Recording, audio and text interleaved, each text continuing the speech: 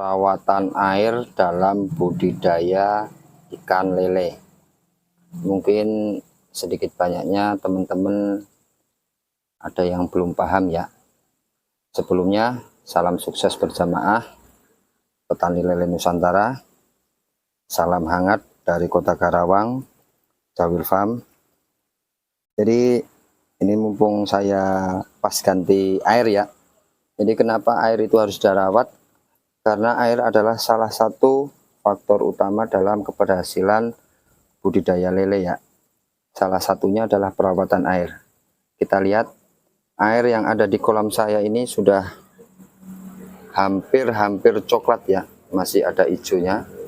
Jadi disarankan dan dianjurkan untuk pergantian air itu setiap minggu sekali ya bagi pemula.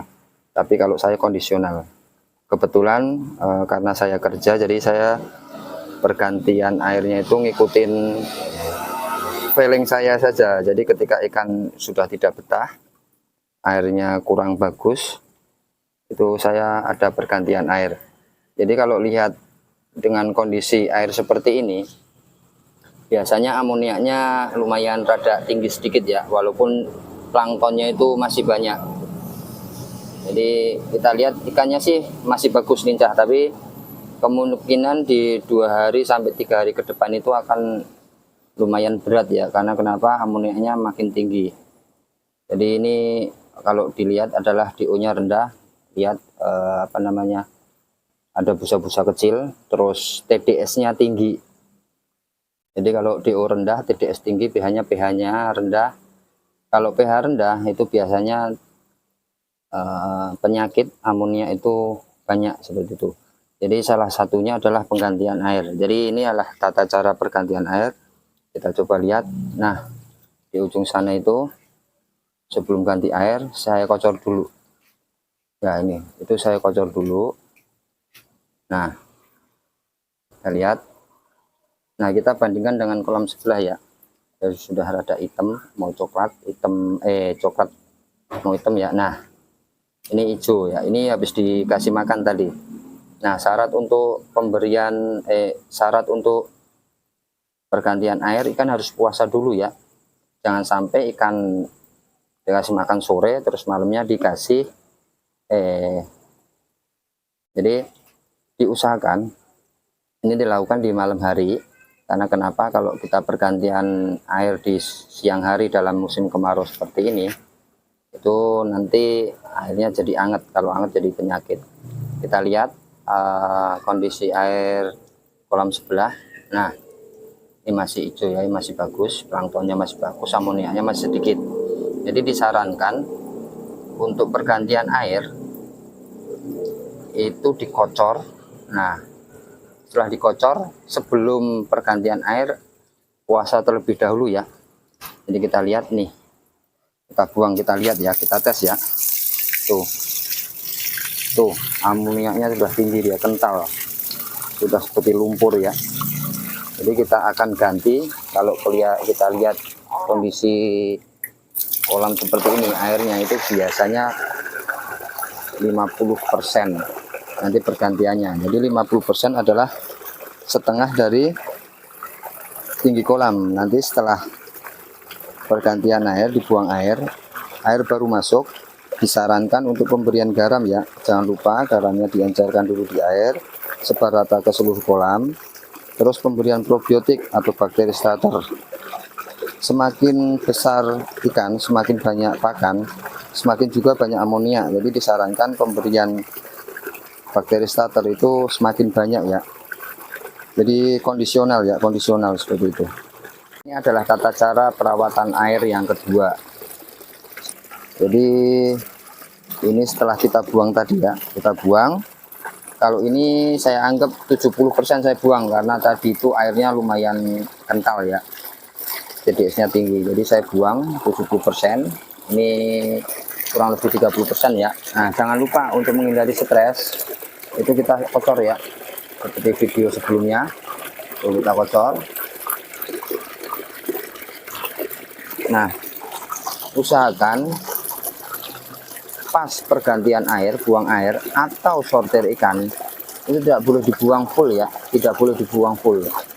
Jadi bakteri starter yang ada di kolam itu masih terjaga, masih ada. Nanti kita tinggal menambahkan bakteri starter sama garam saja udah cukup. Nanti planktonnya akan berkembang biak lagi, amoniaknya sudah kebuang hampir 70%. Jadi nanti tinggal penambahan air saja udah cukup. Jadi lakukan rutinitas itu 1 minggu sekali kalau bisa buat pemula. Tapi kalau yang sudah pengalaman kondisional, jadi kita lihat kondisi airnya, amoniaknya apakah tinggi atau tidak, TDS-nya rendah atau tidak, DO-nya rendah atau tidak, sehingga berpengaruh ke pH. Seperti itu. Jadi ini udah 30% ya. Nah, nanti kita tutup. Nah, kita tutup. Nanti penambahan garam grosok, penambahan probiotik nanti akan saya videokan buat teman-teman. Jadi banyak teman-teman yang bertanya, penjelasannya seperti itu di video tadi ya. Nanti coba kita akan share video satu lagi untuk penambahan garam dan penambahan probiotik. Di video-video sebelumnya sudah saya share ya untuk tata cara bagaimana perawatan air setelah tebar bibit ya.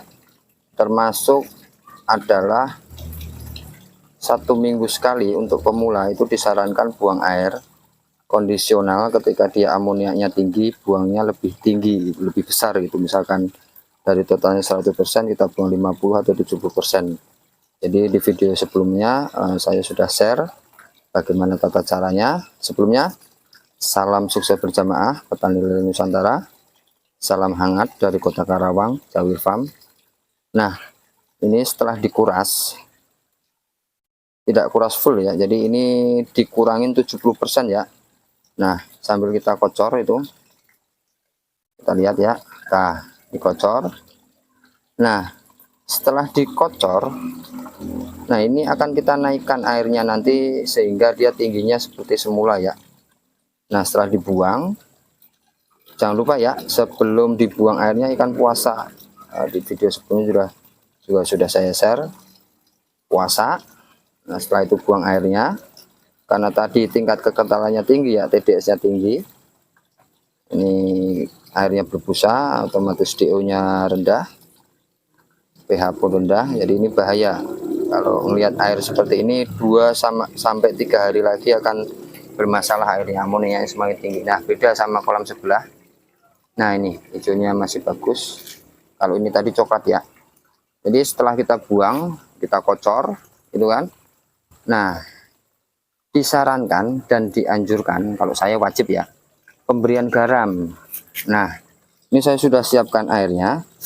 Saya kasih garam kira-kira 3 genggam saja, gitu ya, 3 genggam. Kita aduk rata sehingga dia encer ke air, begitu.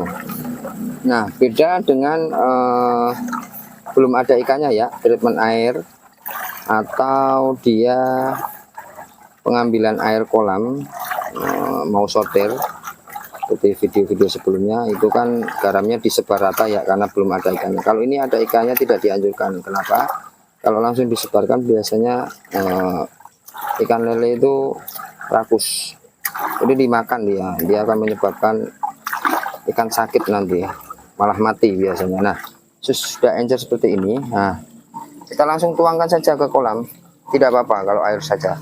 Ini sambil dikocor tidak masalah, kecuali tidak ada ikannya. Kalau tidak ada ikannya nggak apa-apa, langsung saja kita kocakin. Tuh, ini TDS-nya udah tinggi nih, kental banget. Nah, setelah itu pemberian probiotik ya. Jadi jangan lupa ketika ikannya makin besar, otomatis pakannya kan makin banyak. Jadi pemberian probiotik itu juga banyak. Kita kasih 3 tutup ya, karena saya videonya sendiri, jadi saya kocorkan langsung saja. Nah, tidak masalah apa namanya, langsung aja diberikan di sini karena airnya kocor, nanti akan berputar sendiri campur. Nah, poin pentingnya adalah satu lagi, setelah pergantian air disarankan puasa minimal 5 jam dari pergantian air ini. Artinya kalau ini malam, besok pagi baru dikasih makan ya. Jangan lupa pagi, jangan sampai terlalu pagi. sehingga menyebabkan kembung biasanya. Usahakan lebih siang sedikit ya, jam 8 atau jam 9. Kurang lebih matahari menyinari kolam itu kira-kira 1 jam 2 jam setelah menyinari kolam, 1 jam 2 jam baru diberikan umpan seperti itu. Oke, itu saja. Salam hangat dari Kota Karawang, Jawir Farm. Salam sukses berjamaah. Terima kasih.